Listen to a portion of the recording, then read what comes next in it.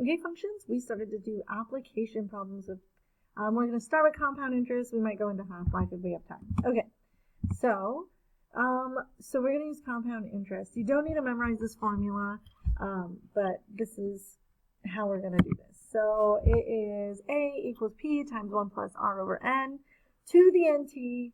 P is principal, R is rate, Bn is the number of times compounded, T is time in years, and A is your total amount, what your ending balance will be. So if we have this $2,000 deposit at 5% compounded annually for 10 years, we're going to plug in all the things that we know into that. We get that. We are solving for the ending balance. What would it have at the end of that 10 years? And we just plug that number in our calculator. So we're going to type 2,000 parenthesis 1 plus. Then you're going to do alpha y equals. So I'm going to show you on my calculator. Okay, so we have 2,000, 1 parenthesis 1 plus, and then you're going to do alpha, the green button, y equals. This is going to pop up, and then you're going to hit enter, and you get a fraction. Then we can put in the rest of the information. So that was, let me see, I don't remember. 0.05% as a decimal is 0.05. It's compounded annually. You arrow over, parenthesis, use your caret key, and then you're going to do 1 times 10 years. And then that's the whole function, and we hit enter, and our answer's that. So that's all we're doing for these ones. So go ahead, and anytime you're dealing with money, you want to round to the nearest penny, so you get $3,257.79. Okay, so now we are going to move on to this one. All right, so we're going to find the number of years it takes to deposit $500 deposit in an account paying 4% interest. So now it says that we're finding the number of years. So when we do that, we don't know what the T is. So when we plug it in, we're solving for an exponent. And this is the first time you've seen it. So the first time we do, we're going to plug in the things that we do know. So we know that A is double of 500, so 2 times 500. And that's going to be equal our principal. And so we're plugging in all the things we know. The thing is, we don't actually know what this T is. So what we are trying to do is we want to get this whole thing. We need to figure out what's inside the parentheses. So if we do that, now what we need to do is we need to isolate this. So we have a base raised to some unknown power. We actually don't know what that is. And so we need to get it by itself so we can use logs to solve. So we're going to divide both sides by 500. Now that we're here, now I've got a base raised to some unknown power is equal to 2. We actually do know how to solve this, so we are going to do that. So we are going to take the log of both sides. So if log of 2 is going to be equal to log of 1.02 raised to the 2t. Now we can apply the power rule to help us solve. So just like before, we need to get these logs, we need to get everything away from this t so that we can solve it. So we are going to divide by log 1.02. So this is the part that you would write on your paper, but we're also going to divide by that too. So in your calculator, so I'm going to go back to the calculator, I'm going to show you what to type.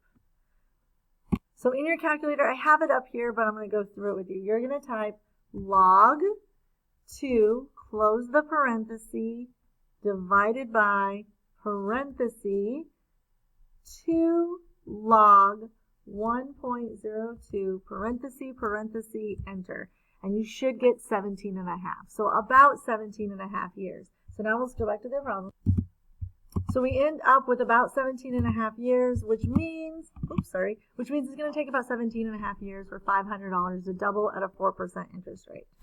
Okay, so now we're going to do something called continuously compounding. And continuously compounding is just another thing that we use in financial lit. It's another thing that we use in the world to kind of figure out what's in the account. So like if I had a certain amount of money, so $2,000 invested for 5 years for a certain amount of time, what would be the maximum in my account? So if we were to do that, we are going to plug in all the things that we know. So we know our principal is $2,000. We know the rate is 5%, and we know it's for 10 years. We just plug that into our calculator. So remember to do E, that's that second button, and the division, and that will give you E. and then you can use the caret. You also can do second natural log, and that will get you e to the x, and you can plug that in. So all I'm asking you for this is how much will the investment grow? I'm just asking you to plug it in your calculator and tell me the answer. So you should get about $3,297.44, and that's how much it'll grow to if it were compounded continuously. So now we want to say how long will it take to double if it was compounded continuously. So this is a different problem, but when we have e, we need to think natural log. Natural log. So we are going to plug in the things we know. We know we want double of the 2,000, and we want this.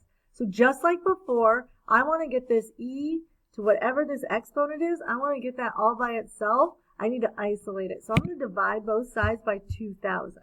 And when I divide both sides by 2,000, I get 2 is equal to e to the 0.05t.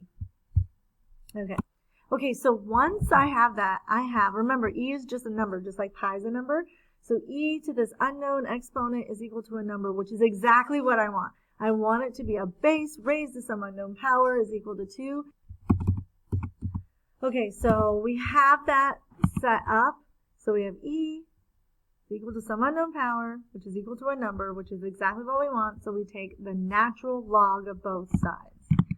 So if I take the natural log of both sides, I have natural log of 2 is equal to the natural log of e to the 0.5 times t. Now I can apply the power rule, which puts this out front, but natural log of e is equal to 1, so it just drops. Now I have an unknown, a number, a coefficient with an unknown equals another number, so I'm going to divide both sides by 0.05, and I get 13.9, and that is my final answer. So make sure you get all of that.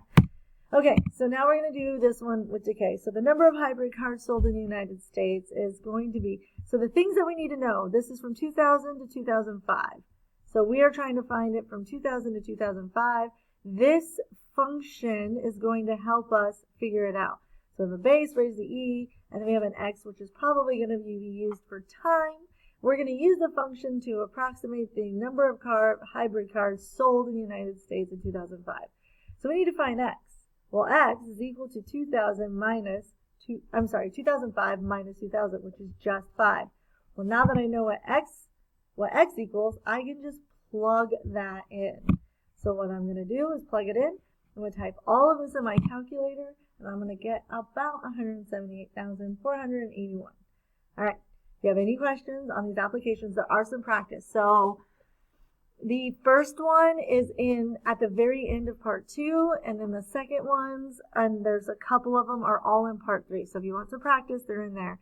We will be starting with this on Monday. So have a great weekend, and make sure you get this all in your notes.